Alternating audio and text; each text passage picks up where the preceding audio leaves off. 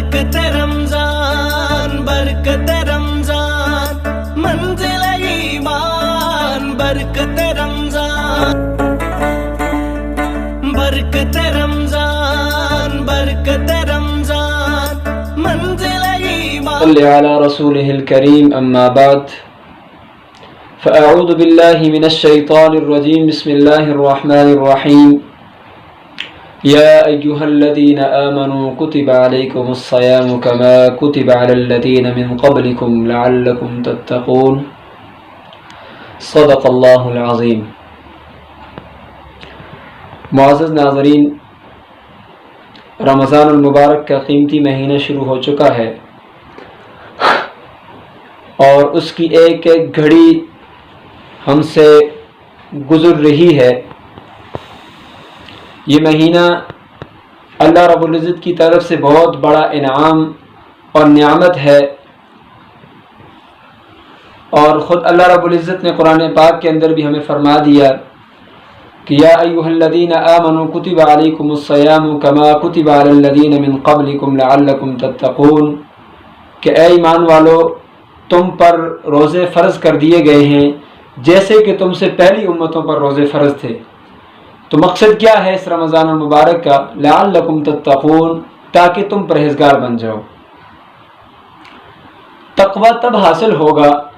جب انسان کی زندگیوں سے نافرمانیاں نکل جائیں گی۔ جب انسان گناہوں پر مسلسل اصرار کرتا رہے گا تو یہ جو رمضان کا مقصد ہے تقوی، یہ حاصل نہیں ہو سکتا۔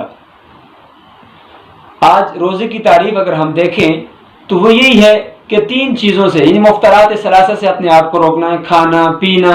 اور نفسانی خواہشات کو پورا کرنا۔ ان تین چیزوں سے روکنے کا نام روزہ ہے۔ جب ہم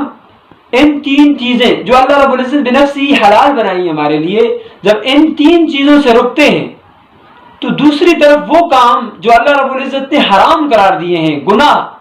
ان کو ہم زندگیوں میں کر رہے ہیں، تو پھر کیسا ہمیں اس رمضان کے مقصد ہمیں حاصل ہو سکتا ہے کہ ہم گناہوں سے بچ نہیں رہے اور جھوٹ بول رہے ہیں، کسی کے ساتھ بددیانتی کر رہے ہیں، جو بھی ہم سے ہو سکے ہم وہ کر رہے ہیں، لڑائیاں رمضان المبارک کے مہینے کے اندر کر رہے ہیں فیس بک پر، اور اس طریقے سے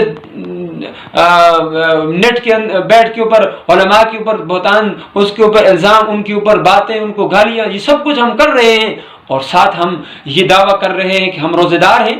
آج ہم یہ بات ضرور ہے، یہ بات ٹھیک ہے کہ ہم اگر کسی مفتی سے یہ جا کر مسئلہ پوچھیں کہ بھائی میں نے کھانا نہیں کھایا، میں نے پانی نہیں پیا، اور میں نے اسی طریقے سے کوئی نفسیاتی جو خواہش نہیں پوری کی، کیا میرا روزہ ہے یا نہیں؟ مفتی تو یہ فتویٰ دے دے گا کہ بھائی تیرا روزہ ہے، لیکن یاد رکھنا روزے کا مقصد یہ نہیں ہے کہ بس صرف کھانا چھوڑ دو، پینا چھوڑ دو، نفسانی خواہشات کو پورا کرنا چھوڑ دو، بلکہ روزہ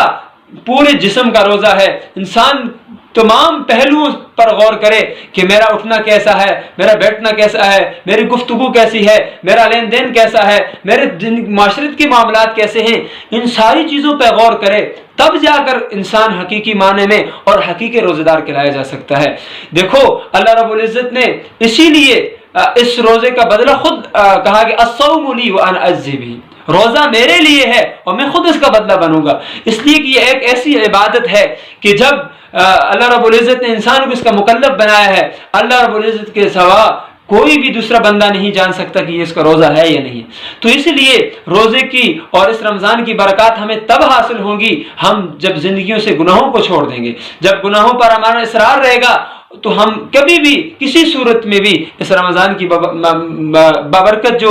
ساعتیں ہیں ان کو مکمل طور پر یعنی اس سے مستفید ہونے میں ہم کبھی کامیاب نہیں ہو سکتے۔ اسی لیے ہم نے اپنی زندگیوں میں غور کرنا ہے کہ جس طریقے سے ہم اپنے جسم کے اوپر جب ہمارے کوئی معاملہ، کوئی بیماری آ جائے تو ہم پرہیز کرتے ہیں، دوائی استعمال کرتے ہیں، اسی طریقے سے ہماری روحانی جو ہے وہ اس کے لیے طرف بھی ہم نے غور کرنا ہے، اس کے لیے بھی دوا کی تجویز کرنی ہے اور ساتھ پرہیز کرنا ہے۔ جب تک پرہیز نہیں کریں گے تو ہمیں روحانی قوت کبھی بھی حاصل نہیں ہو سکتی، اور یہ رمضان کی جتنی بھی ساعتیں ہیں، جتنی بھی برکتیں ہیں، ہم اس سے مستفید نہیں ہو سکتے۔ اللہ رب العزت سے دعا ہے کہ اللہ رب العزت ہمیں گناہ کرنے کی توفیق عطا فرمائے اور آئندہ ہم سب کو گناہوں سے بچنے کی توفیق عطا فرمائے۔ وما علینا الا البلاغ۔